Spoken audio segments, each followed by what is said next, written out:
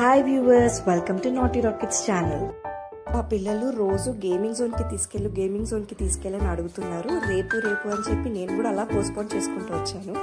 ఒక రోజు షాపింగ్ కి వెళ్తూ ఉంటే రాయచందని మాల్ అని కొత్తగా కనిపించింది. సరే షాపింగ్ చేద్దామని లోపలికి వెళ్తే అందులో గేమింగ్ జోన్ కూడా ఉందని తెలిసింది.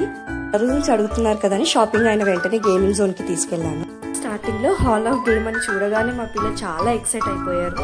లోపలికి వెళ్ళగానే చాలా వెరైటీ ఆఫ్ గేమ్స్ కనిపించాయి. కిడ్స్ నుంచి పెద్దవాళ్ళకి అన్ని ఏజ్ వాళ్ళకి సూట్ అయ్యే గేమ్స్ ఉన్నాయి.